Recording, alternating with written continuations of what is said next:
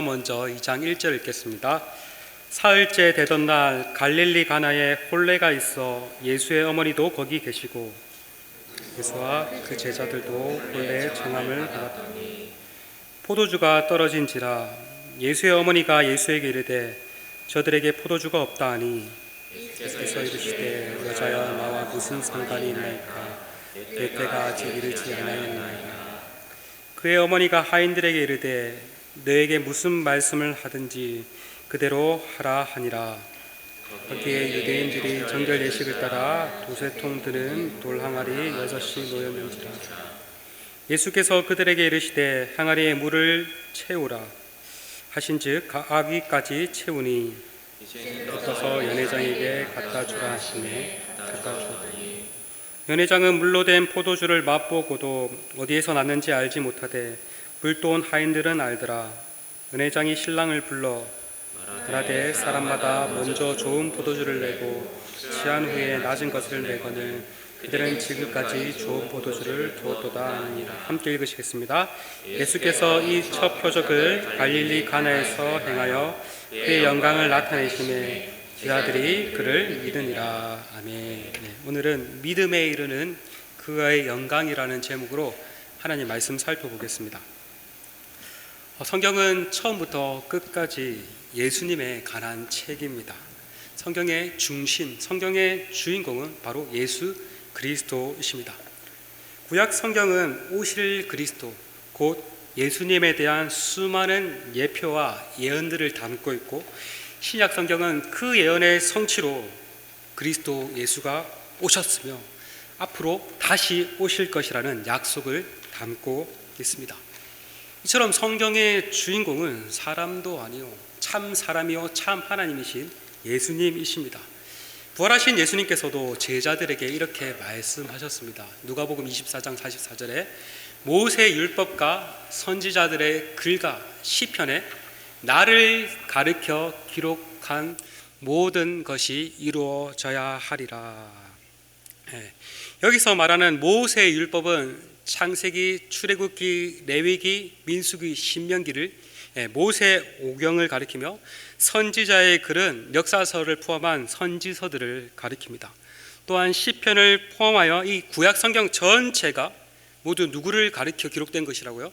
나 예수님을 가리켜 기록되었다고 예수님 스스로 말씀하셨습니다. 그러므로 우리가 성경을 대하고 성경을 읽을 때 단순히 우리 삶의 교훈적 의미를 얻기 위해서가 아니라 그것도 필요한데 그것보다 말씀 속에 예수님을 발견하고 예수님을 통해 그 말씀이 어떤 의미를 가지고 있는지를 발견해야 합니다. 그것이 그리스도 중심적 성경 읽기라고 할 수 있습니다. 설교를 드릴 때도 마찬가지입니다. 이 말씀이 나에게 어떤 교훈을 줄까라는 것을 넘어서 이 말씀이 예수님과 어떠한 연관이 있는가, 예수 그리스도라는 그 렌즈를 가지고 말씀을 들어야 합니다. 이처럼 모든 성경은 예수님에 대해서 말을 하고 있습니다. 근데 특별히 4개의 복음서, 신약 성경의 4개의 복음서가 뭐죠? 뭡니까? 자, 마태복음, 마가복음, 누가복음, 요한복음입니다. 이거는 좀 상식이니까 좀 외워야 됩니다. 제가 이런 거 질문 안 하려고 했는데 그래도 이게 상식도 알아야 되니까, 맞죠? 4개의 복음서, 4복음서라 하죠. 마태, 마가, 누가, 요한, 이 4개의 복음서는 예수님의 생애와 예수님의 가르침, 또 예수님의 사역에 대해서 잘 말을 해주고 있습니다. 구약 성경이 예수님을 그림자처럼 희미하게 보여주었다면 신약 성경, 특별히 이 4개의 복음서는 예수님을 보다 분명하고 선명하게 보여주고 있습니다. 우리는 이번 주일부터 이제 부활절인 4월 첫째 주일까지 요한복음을 살펴보려고 합니다. 앞서 창세기를 살펴보고 잠시 중단하고 매일 성경을 따라 요한복음을 살펴보고 나중에 또 창세기를 살펴보려고 합니다. 요한복음을 살펴보려고 하니까 요한복음에 대해서 조금 알아야겠죠. 여러분, 이 요한복음은 누가 기록을 했을까요? 누가복음은 누가가 기록했습니다. 요한복음은 누가 기록을 했을까요? 누가가 아니라 요한이 기록을 했습니다. 이 요한은요, 예수님의 제자로 알려진 사도 요한을 가리킵니다. 성경에는요, 요한이라는 하는 이름이 많이 나옵니다. 예수님에게 세례를 베풀었던 세례 요한이 있고, 또 예수님의 제자 사도 요한이 있고 또 있죠. 그런데 이 요한복음은 예수님의 제자 사도 요한이 기록을 했습니다. 이 사도 요한은요, 요한복음뿐만 아니라 또 다른 신약의 성경을 기록했는데 어떤 책을 기록했는지 아십니까? 어떤 책을 기록했을까요? 요한 1, 2, 3서와 마지막 책인 요한 계시록을 기록을 했습니다. 요한복음까지 총 신약 성경의 5권을 기록했습니다. 그래서 신약 성경에 요한이라고 붙는 것은 예수님의 제자인 사도 요한이 기록했구나라는 것을 알 수 있습니다. 그러면 이 요한은 어떠한 자인가? 특별히 요한은 요한복음에 자신에 대해서 어렴풋이 이렇게 설명을 하고 있는데 예수님의 사랑받는 제자라고 이렇게 기록을 하고 있습니다. 그런 예수님의 사랑받는 제자로서 가장 가까이에서 예수님이 어떠한 분인지를 지켜보았고, 이 요한복음을 통해서 예수님이 어떠한 분인지를 생생하게 증언을 하고 있습니다. 그러니 이 요한복음은요, 예수님의 최측근으로부터 듣는 증언이라고 할 수 있습니다. 그러니 가장 확실한 증거가 아니고 뭐겠습니까? 이 모든 책에는요, 이 책의 기록 목적과 저자의 의도가 담겨 있습니다. 요한복음 또한 이 책을 기록한 목적을 기록하고 있습니다. 요한은 요한복음의 마지막 부분에 20장에서 요한복음의 기록 목적을 다음과 같이 말을 하고 있습니다. 우리 한번 읽어보도록 하겠습니다. 시작. 예수께서 제자들 앞에서 이 책에 기록되지 아니한 다른 표적들도 많이 행하셨으나 오직 이것을 기록하면 너희로 예수께서 하나님의 아들 그리스도이심을 믿게 하려 함이요 또 너희로 믿고 그 이름을 힘입어서 생명을 얻게 하려 함이라. 여기 보면은 예수님께서 요한복음에 기록되지 않은 다른 표적들을 많이 행하셨으나 오직 이것만을 선별해서 기록했다라고 말을 합니다. 특별히 요한복음 1장에서 12장은 표적의 책이라고 불리는데 대략 학자들마다 조금 차이는 있지만 7가지의 대표적인 표적이 나옵니다. 오늘 본문에 우리가 살펴보겠지만 예수님께서 물을 또 포도주로 변하게 하신 표적, 첫 번째 표적, 또 왕의 신하의 아들을 고친 표적, 또 38년 된 병자를 고친 표적, 오병이어의 기적이라고 알려져 있죠. 물고기 2마리와 물고기 5개와 5마리와 떡 2개로 5,000명을 먹이신 표적, 또 무리를 걸으신 표적, 또 맹인된 자를 고치신 표적, 죽은 나사로를 살리신 표적, 이렇게 7개의 대표적인 표적이 나옵니다.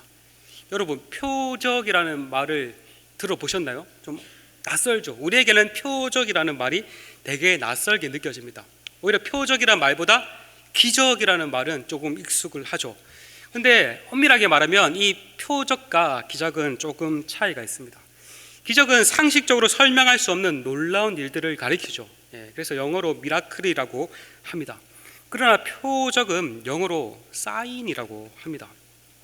사인, 이 표적이라고도 하지만 또 주로 사인 사전적 의미는 이제 표지판, 간판이라는 뜻도 가지고 있죠. 우리가 길을 걷다가 안경점에 이제 간판을 보면 저기는 안경을 파는 곳이구나라는 것을 알 수가 있습니다. 길을 가다가 편의점 간판을 보면 이곳은 편의점이로구나 하는 것을 알게 됩니다. 마찬가지로 표적은 단순히 놀라운 사건이 아니라 그 사건을 통해서 예수님이 어떠한 분인지를 알리는 역할을 합니다. 요한은 이 표적을 통해서 예수님이 하나님의 아들 곧 하나님이시요 구약에 약속된 그리스도 메시아이심을 알리고자 했습니다. 그래서 사람들로 하여금 그것을 알고 그것을 믿고 영원한 생명을 얻기를 원했습니다. 그러므로 우리는 이 놀라운 표적 자체에 주목을 해서는 안 됩니다. 우리가 표적 자체에 주목하는 것은 마치 이런 것과 같아요. 자동차를 운전하면서 도로에서 서울이 100km 남았다라는 표적을 보고 계속 운전을 해서 100km 운전을 해서 서울에 다다라야 하죠, 맞죠? 그런데 그렇지 하지 않고 표적 앞에서 이 서울 100km라는 이 도로 표지판 앞에서 사진을 찍는 것과 같습니다. 사진을 찍고 그냥 다시 왔던 길을 돌아가는 것과 같습니다. 표지판 자체가 중요한 것이 아니라 그 표지판을 가리키는 목적지가 중요하죠. 근데 표적에만 관심을 갖고 그 표적을 가리키는 예수님의 관심을 가지지 않는 것은 잘못된 것이라 할 수가 있습니다. 그러므로 우리는 이 표적 자체에 지나치게 집중하는 것이 아니라 이 표적이 가르치는 바 예수님께 집중해야 합니다. 이 표적을 통해서 예수님이 하나님의 아들 그리스도이심을 알고 믿어야 합니다. 그것이 요한이 이 책을 기록한 목적입니다. 그러나 모든 사람이 다 예수님께서 행하신 그 표적을 예수님 당시에 보고 들었다고 해서 다 믿지는 않았습니다. 제자들과 같은 어떤 사람들은 이 표적을 보고 믿었지만 어떤 사람들은 표적을 보고도 믿지 않았다라고 말을 합니다. 오늘날도 마찬가지죠. 어떤 사람은 성경에 기록된 이 표적을 통해서 예수님이 하나님의 아들 그리스도이시구나라는 것을 믿게 되지만 어떤 사람은 오히려 그것이 걸림돌이 되어서 믿지 못합니다. 에이, 말도 안 돼. 어떻게 순식간에 물을 변하여 포도주로 만들 수 있어? 하면서 사람들은 믿지 않습니다. 그래서 성경은 말도 안 되는 책, 꾸며낸 옛날 이야기, 꾸며낸 고대 신화로 취급을 합니다. 그러나 여러분, 우리는 창세기 1장 1절의 말씀을 기억해야 합니다. 지난번에도 우리 창세기 1장 1절 다 함께 외워보았는데 창세기 1장 1절 다 외우고 계시죠? 한번 외워보겠습니다. 태초에 시작. 태초에 하나님이 천지를 창조하시니라.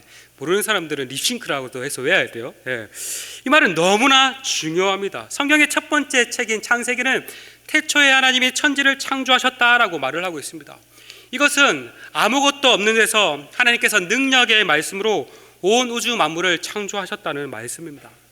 우리가 이 사실을 믿는다면 그 이후에 행하신 하나님의 모든 일들도 다 믿을 수 있을 것입니다. 예수님께서 행하신 표적도 마찬가지입니다. 예수님은 참 인간인 동시에 참 하나님이십니다. 예수님은 참 하나님이시기에 불가능한 일이 있을까요? 없을까요? 불가능한 일이 없습니다. 예수님은 순식간에 물을 포도주로 만드실 수 있고 말씀만으로도 병든 자를 고치실 수 있고 죽은 자를 살리실 수 있습니다. 여러분, 예수님을 믿는 것은요 결코 어리석은 일이 아닙니다. 우리나라에 예수님을 믿는 똑똑한 과학자들이 얼마나 많은지 모릅니다.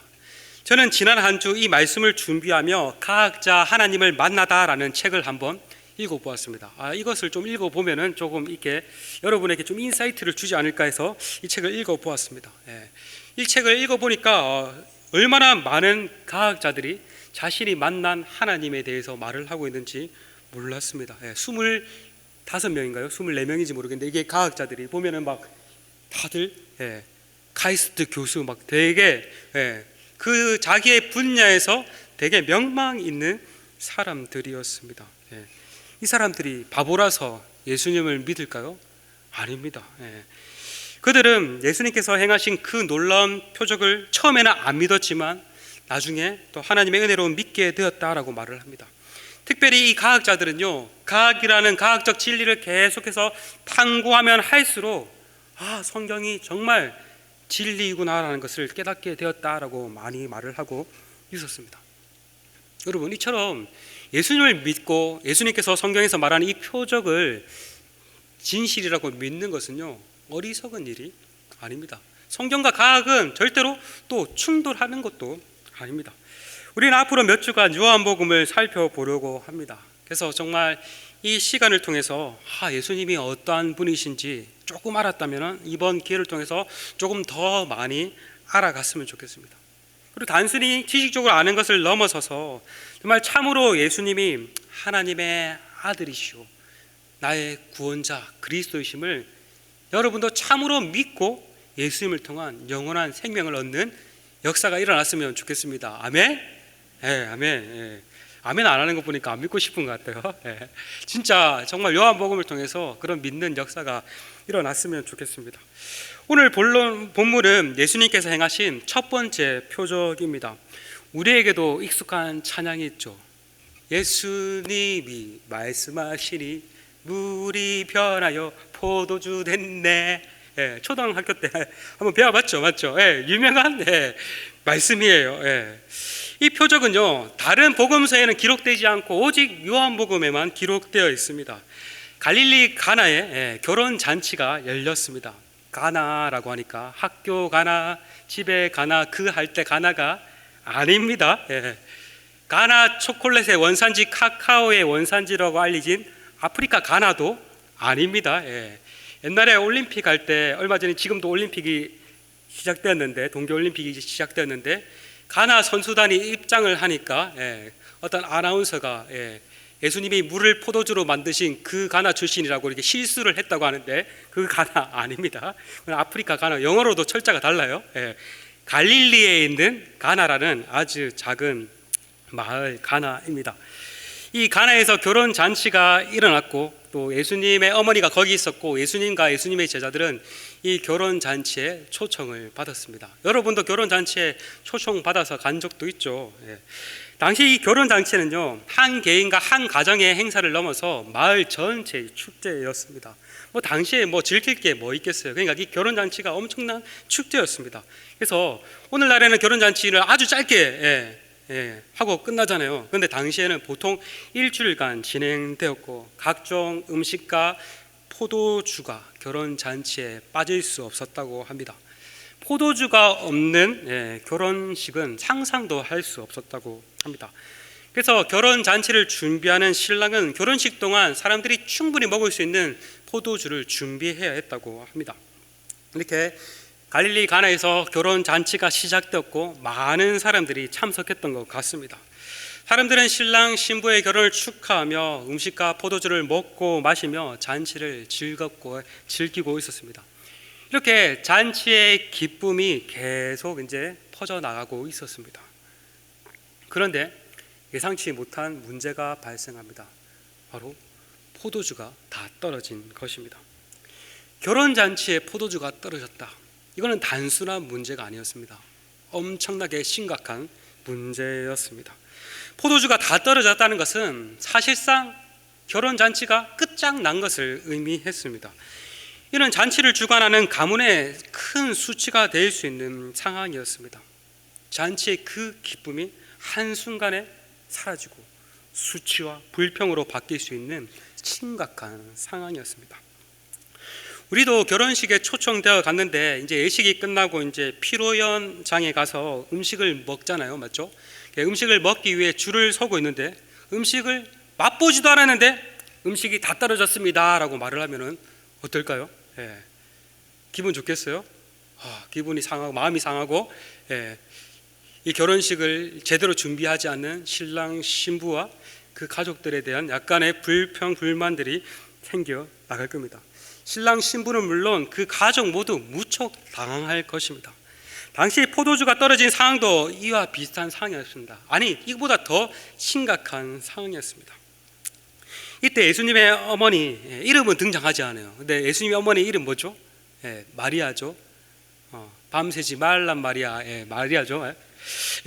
이 마리아가 예수님께 포도주가 떨어졌다는 사실을 알려줍니다. 포도주가 다 떨어졌으니 좀 어떻게 좀 해봐라는 거죠. 이 예수님께서 어떻게 반응하십니까? 5절에 이렇게 반응을 합니다. 제가 읽을게요. 예수께서 이르시되 엄마한테 여자여 나와 무슨 상관이 있나이까 내 때가 아직 이르지 아니하였나이다. 엄청나게 심각한 표정을 지으면서 심각하게 말씀을 하셨을 것 같아요. 여러분 좀 도와달라고 했는데 예수님의 이 반응은 너무나 의외죠. 어머니에게 여자여라니. 여러분 오늘 집에 가가지고 여자여 돌아왔습니다 이렇게 보세요. 오늘 국물도 없을 거예요. 그런데 여기서 여자여라는 표현은 사실 무례한 말이 아니라 영어로 말하자면 레이디, 마담이라고도 부른 것이라고 할 수 있습니다. 그냥 당시의 여자들을 이렇게 부르는 칭호였습니다. 그렇다 치더라도 포도주가 다 떨어졌다는 말에 일이 나와 무슨 상관이 있냐고 대답한 것은 매우 냉정하게 들립니다. 예수님이 MZ일까요? 자신과 상관없는 일은 아무 신경을 안 쓰는 MZ인가? 이어서 예수님은 아직 자신의 때가 되지 않았다라고 말합니다. 여기서 말하는 예수님께서 말씀한 나의 때가 무엇을 의미하는지를 이해하는 것이 중요합니다.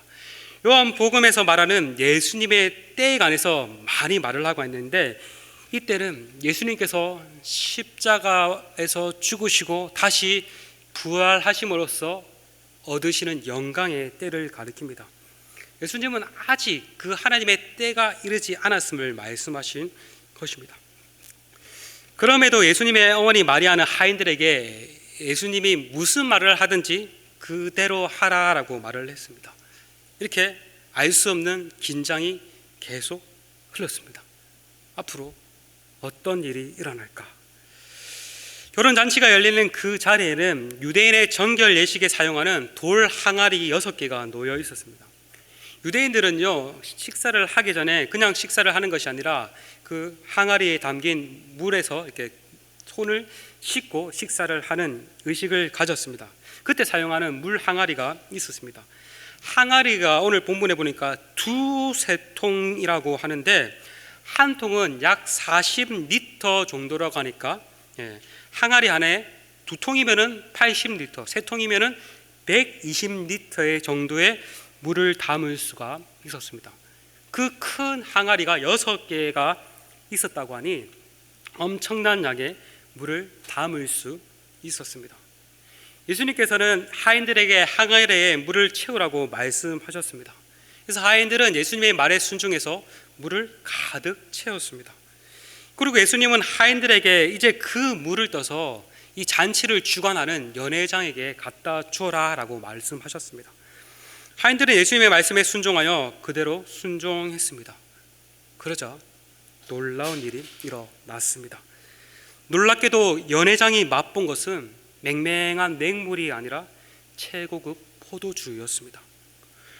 오늘날 최고로 비싼 포도주가 무엇인지 제가 한번 검색을 해보니까 프랑스 부르고뉴 지방에서 생산되는 로마네 꽁띠라고 하던데 들어보셨어요?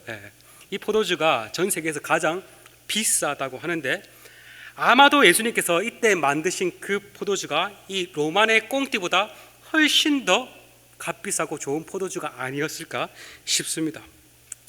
예수님께서 말씀으로 단 수시간에 물을 포도주로 만드신 것이죠.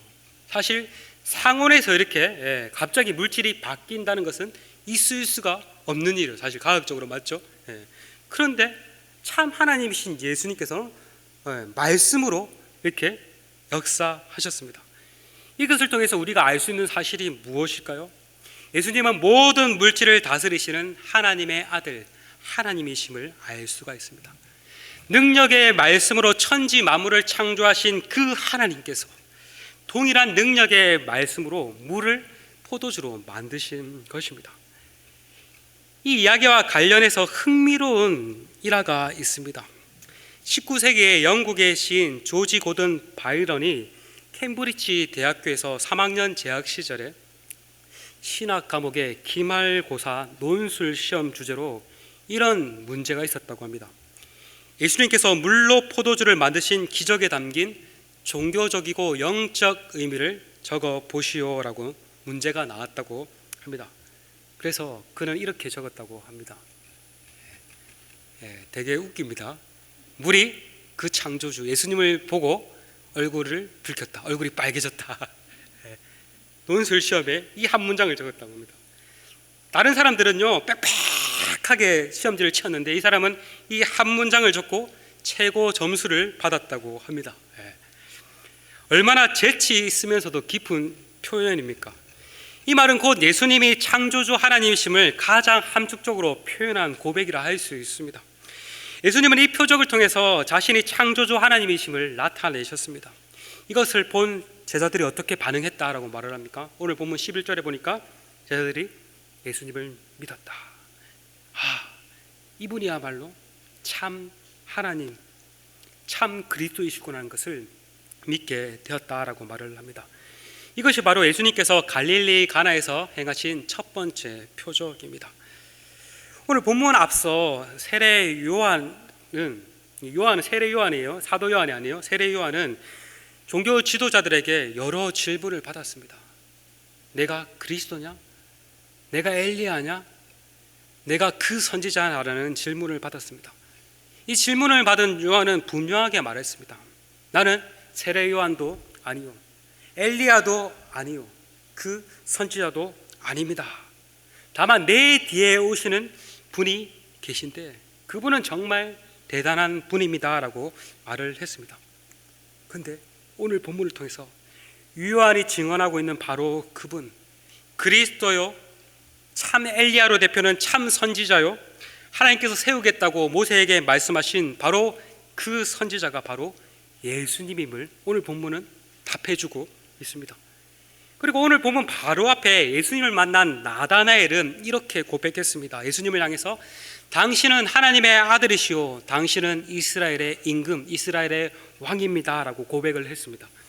근데 바로 그 뒤에 이제 오늘 본문이 이어지는데 이 첫 번째 표적을 통해서 나다나엘이 고백한 예수님이 바로 하나님의 아들이시오, 참 왕이심이 증명된 셈이라 할 수 있습니다. 이처럼 예수님은 참 하나님의 아들, 하나님이시오, 그리스도이십니다.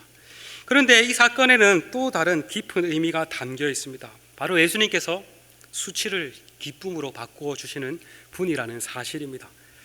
포도주가 떨어진 잔치는 기쁨의 축제가 아니라 한순간의 수치와 원망이 가득할 뻔했습니다. 그러나 예수님께서 물을 포도주로 만드심으로써 그 기쁨이 마르지 않고 계속해서 이어나가게 하셨습니다. 마찬가지로 예수님은 우리의 수치를 기쁨으로 바꾸어 주시는 분이십니다. 창세기를 보면 범죄한 아담과 하와가 눈이 밝아져서 자신의 벌거벗음을 보고 수치심을 느꼈습니다. 그래서 이 수치를 가리기 위해서 어떻게 하죠? 무화과 나무잎을 구해서 그것으로 몸을 가렸습니다.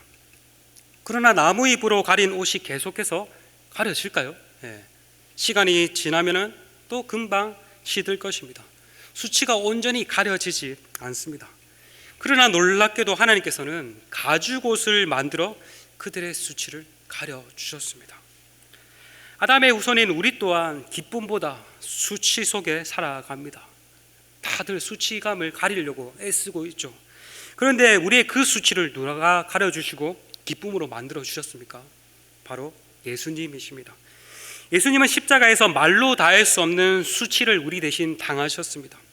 우리가 흔히 십자가에 매달린 예수님 그림이랑 영상을 보면은 예수님께서 수건 같은 거를 이렇게 하체에 걸치고 있는 것으로 이렇게 표현되지만 사실 실제로 예수님은 아무것도 걸치지 않았습니다. 십자가에서 아무것도 걸치지 않은 채 수많은 사람들이 보는 앞에서 엄청난 수치와 조롱을 당하셨습니다. 많은 사람들 앞에서 벌거벗김을 당한 채 십자가에 달리신 예수님을 한번 생각해 보십시오. 얼마나 수치스럽겠습니까? 이처럼 예수님은 범죄한 우리가 당해야 할 그 수치를 대신 십자가에서 당하셨습니다. 자신은 수치를 받으시고 우리의 모든 수치를 다 가려주셨습니다. 그 결과 우리는 죄로 인한 모든 수치가 가리움을 받고 참된 기쁨을 누릴 수 있게 되었습니다. 여러분, 예수님께서 우리의 모든 수치를 다 가려주셨습니다. 그러므로 예수님 안에 있는 여러분, 더 이상 자신을 수치스러운 존재로 여기지 마시고 주님 안에서 당당하게 살아가십시오. 예수님 안에서 기뻐하십시오. 우리 그리스도인들은요, 당당한 겸손을 가지고 살아가는 자들입니다. 더 나아가 가나의 혼인잔치는 마지막 날 하나님의 백성들이 예수님과 함께 맞이할 천국 혼인잔치의 예고편이기도 합니다.